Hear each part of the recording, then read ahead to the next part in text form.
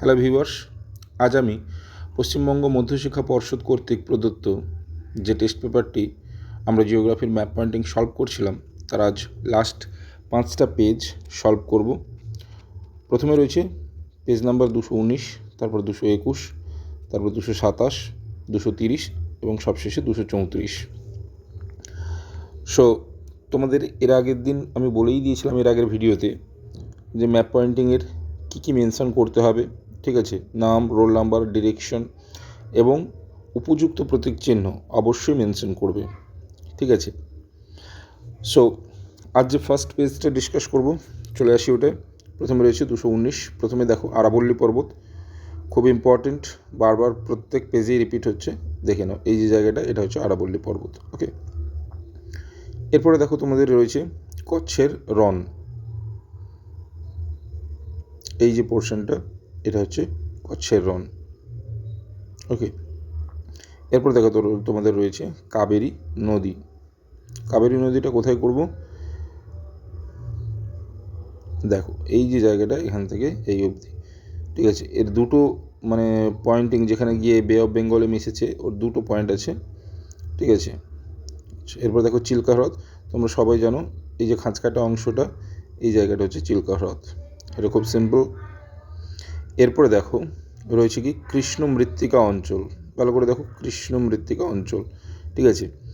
এই যে জায়গাটা, বেসিক্যালি এই জায়গাটাই হচ্ছে সবচাইতে বড় কৃষ্ণ মৃত্তিকা অঞ্চল ভারতবর্ষের, ঠিক আছে।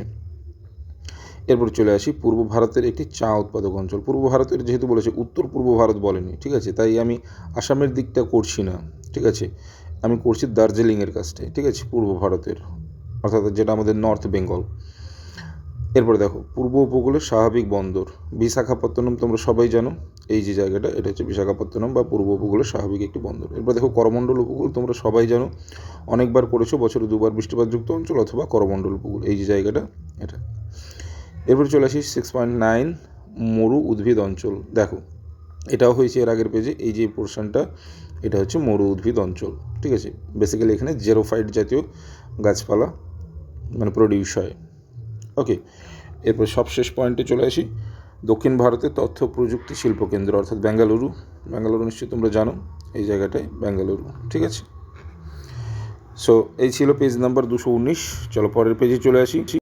এরপরের পেজ হচ্ছে 221। চলো তার আগে একটু তোমরা ভালো করে দেখে নাও। অবশ্যই তোমরা পয়েন্টিংগুলো খুব ভালো করে করবে, ঠিক আছে, যাতে কোনো অসুবিধা না হয় পরীক্ষা হলে, ঠিক আছে। 221 নম্বর পৃষ্ঠা দেখো, প্রথমে রয়েছে কারাকোরাম পর্বত। তোমরা জানো একেবারে ভারতের একবারে শীর্ষের দিকে কারাকোরাম পর্বত রয়েছে, তার সর্বোচ্চ শৃঙ্গ হচ্ছে K2, তারপর রয়েছে পীর পাঞ্জাল, তারপরে শিবালিক পর্বত শ্রেণী। নিশ্চয়ই তোমরা ভালো করে প্র্যাকটিস করেই নিয়েছো, তবুও দেখে নাও একবার। এটা হচ্ছে কারাকোরাম পর্বত। সরি, আজকে একটু গলাটা খারাপ আছে। এরপরে দেখো মান্নার উপসাগর, এই যে পোর্শনটা, এটা হচ্ছে মান্নার উপসাগর। এরপরে দেখো ভারতের অন্তর্বাহিনী নদী। ভারতের অন্তর্বাহিনী নদী হচ্ছে লুনি নদী, এই যে জায়গাটা, এইটা হচ্ছে অন্তর্বাহিনী নদী, ঠিক আছে। এরপরে দেখো ভারতের মরুভূমি। ভারতের মরুভূমি নিশ্চয়ই তোমরা জানো, থর মরুভূমি, এই যে জায়গাটা, পুরোটাকে করবে না, ওইটুকু জায়গাটাকেই করবে, ঠিক আছে, থর মরুভূমি। এরপর চিরহরিত অরণ্য।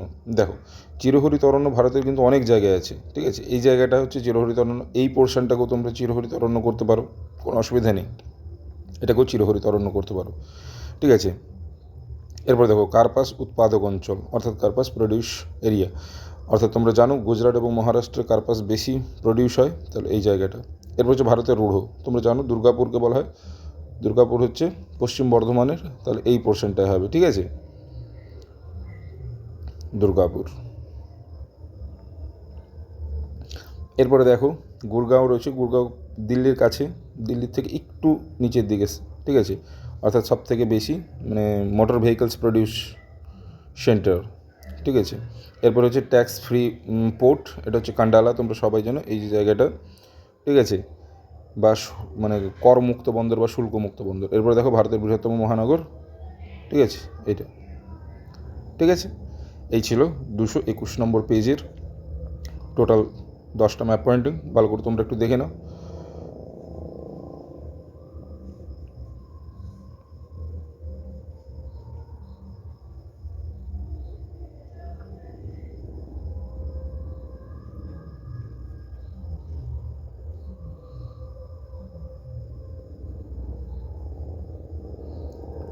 চলো এরপরে আমরা পরের পেজে চলে আসি। পরের পেজ হচ্ছে সম্ভবত 227।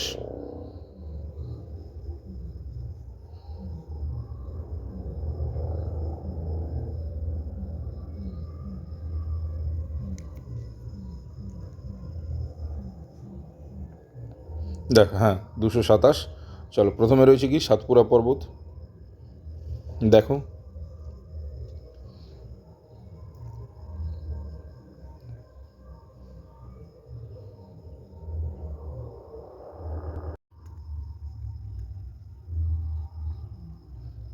দেখো প্রথমে সাতপুরা পর্বত, এই যে জায়গাটা এটা হচ্ছে সাতপুরা পর্বত, ঠিক আছে, খুব ইম্পর্টেন্ট কিন্তু।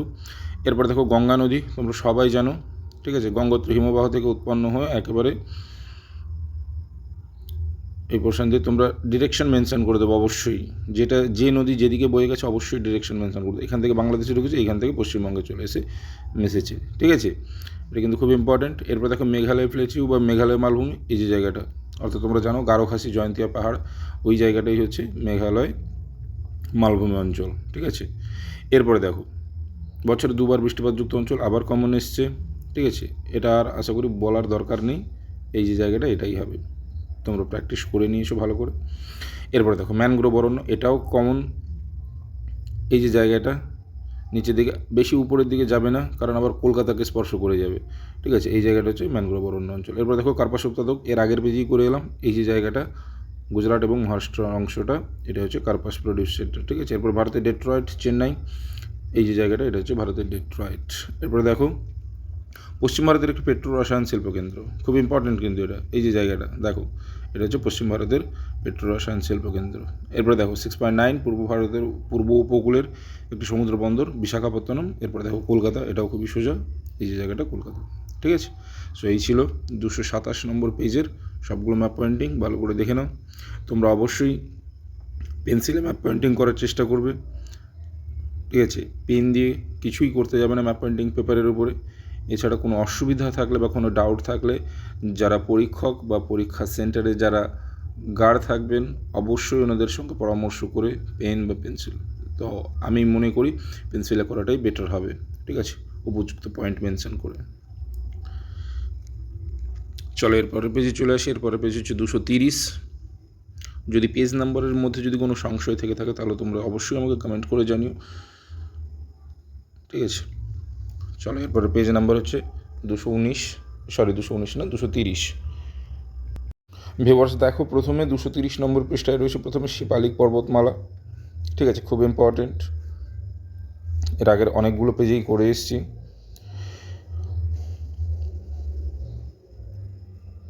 দেখো শিবালিক পর্বতমালা, এই যে পোর্শনটা এটা হচ্ছে শিবালিক পর্বতমালা, ঠিক আছে। এরপর দেখো মেঘালয় মালভূমি, এর আগের পেজেই করে এসেছি, এটা হচ্ছে মেঘালয় মালভূমি। এরপর রয়েছে মহানদী, এইটা কিন্তু আনকমন একটা, দেখে নাও মহানদী, এখান থেকে শুরু করে এখানে এসে মিশেছে, ঠিক আছে, ওকে, এই জায়গাটা মনে রাখবে। এরপরে দেখো বছরে দুবার বৃষ্টিপাতযুক্ত অঞ্চল, এটা কমন। এরপরে দেখো মরুমৃত্তিকা, এটাও কমন। এরপরে ভারতের কেন্দ্রীয় গবেষণাগার দেরাদুন, এই যে জায়গাটা এটা ভালো করে দেখো, ঠিক আছে, এটা এর আগের পেজে পড়ে এসেছিলাম, তো একবার বলে দিলাম, ভালো করে খেয়াল করে রেখে দিও। এরপর দেখো 6.7 পশ্চিম ভারতের বৃহত্তম পেট্রোকেমিক্যাল ইন্ডাস্ট্রি বা শিল্পকেন্দ্র, ঠিক আছে, এটাও এর আগের বারে করে এসেছি, আগের পেজ দেখে নাও ভালো করে। এরপরে দেখো পূর্ব ভারতের একটা মোটর গাড়ি কারখানা, এইটা একটু সমস্যা হচ্ছে যে পূর্ব ভারতের মোটর গাড়ি কারখানা যেটা 1948 সালে তোমাদের প্রতিষ্ঠিত হয়েছিল জানো, হিন্দ মোটরস, ওটা কিন্তু এখন বন্ধ, তো ওই জায়গাটা মেনশন করে দিলাম, যে জায়গাটা ওইখানে হবে, ঠিক আছে। এরপর দেখো পশ্চিম উপকূলের একটি মহানগর, এটা অবশ্যই মুম্বাই হবে, তোমরা জানো মুম্বাই কোথায়, এই জায়গাটায়, ঠিক আছে। এরপরে দেখো ভারতের প্রধান প্রশাসনিক কেন্দ্র হচ্ছে দিল্লি, এই যে জায়গাটা এটা হচ্ছে দিল্লি, ঠিক আছে। সো এই ছিল 230 নম্বর পৃষ্ঠার সমস্ত ম্যাপ পয়েন্টিং। এর পরের পেজ হচ্ছে 234, দেখো ভালো করে, প্রথমে রয়েছে 234 পৃষ্ঠা, তার আগে এটা একটু দেখে নাও তোমরা, 230 পৃষ্ঠার যতগুলো আছে ভালো করে একটু জাস্ট দেখে নাও।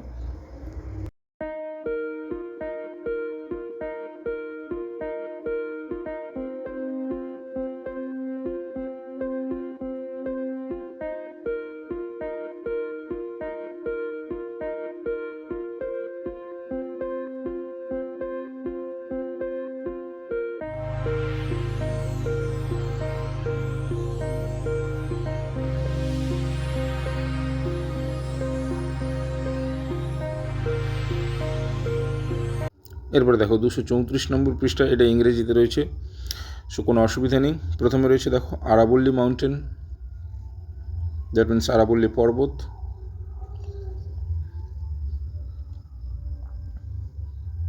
দেখো আরাবল্লী মাউন্টেন তোমরা নিশ্চয়ই জানো, আরাবল্লী পর্বত, এই যে জায়গাটা ভালো করে দেখে নাও, আরাবল্লী পর্বত। এরপর রয়েছে রিভার কাবেরী, কাবেরী নদী, এখান থেকে স্টার্ট হয়ে এই পোর্শনটা, ঠিক আছে, এর আগের পেজেও করে এসেছি কাবেরী নদী। এরপর দেখো মেঘালয় প্লেটিউ, এটা মেঘালয় মালভূমি, এই যে জায়গাটা এর আগের পেজেও করে এসেছি মেঘালয় মালভূমি এটা। এরপর দেখো one mangrove forest in India, ভারতবর্ষের একটি ম্যানগ্রোভ অরণ্য অঞ্চল, এই যে জায়গাটা এটা ম্যানগ্রোভ অরণ্য অঞ্চল। এরপর দেখো তারপরে 6.5 আছে one black soil reason in India, ঠিক আছে, black soil reason in India, ঠিক আছে, কৃষ্ণ মৃত্তিকা অঞ্চল, এর আগের পেজেও করেছি, আবার দেখিয়ে দিলাম এই যে পোর্শনটা, এটা হচ্ছে ব্ল্যাক সয়েল রিজন, ঠিক আছে। এরপরে 6.6-এ দেখো one atomic power station in south India, south India কিন্তু দুটো আছে, এই যে একটা এখানটায়, আর একটা ঠিক চেন্নাই থেকে একটু দূরে এই যে জায়গাটায়, এখানে দুটো, যে কোনো একটা মেনশন করলেই হবে, ঠিক আছে, পারমাণবিক পাওয়ার স্টেশন দক্ষিণ ভারতে। এরপরে দেখো one centre of the petrochemical industry in eastern India, পশ্চিম ভারতের একটি পেট্রোকেমিক্যাল রসায়ন কেন্দ্র, তোমরা জানো নিশ্চয়ই এই জায়গাটা, ঠিক আছে। এরপরে চলে আসি 6.8 মুম্বাই পোর্ট, ঠিক আছে, দেখো এই যে জায়গাটা এটা হচ্ছে মুম্বাই পোর্ট বা মুম্বাই বন্দর। এরপর দেখো দিল্লি, এই জায়গাটা হচ্ছে দিল্লি, ঠিক আছে। সবশেষে রয়েছে 6.10 মালাবার কোস্ট বা মালাবার উপকূল, এই পোর্শনটা মালাবার উপকূল, ঠিক আছে। সো ভিউয়ার্স, এই ছিল পশ্চিমবঙ্গ মধ্যশিক্ষা পর্ষদ টেস্ট পেপারের সমস্ত ম্যাপ পয়েন্টিং। আমি এর আগের দুটো ভিডিওতে এবং আজকের এই ভিডিওতে, এই তিনটে ভিডিওতে টোটাল পশ্চিমবঙ্গ মধ্যশিক্ষা পর্ষদের যে টেস্ট পেপারটা তার সমস্ত ম্যাপ পয়েন্টিং সলভ করে দিলাম। যদি কোনো পেজ স্কিপ হয়ে গিয়ে থাকে তাহলে তোমরা আমাকে অবশ্যই কমেন্ট করে জানিও। যদি ভালো লেগে থাকে তাহলে বন্ধুদের সঙ্গে অবশ্যই শেয়ার করে নিও, এবং আমি আশা করব আগামী পরীক্ষা যাতে তোমাদের খুব ভালোভাবে হয়, তার জন্য তোমরা ভালোভাবে প্রিপারেশান নাও, ভালো করে পড়ো। Thank you.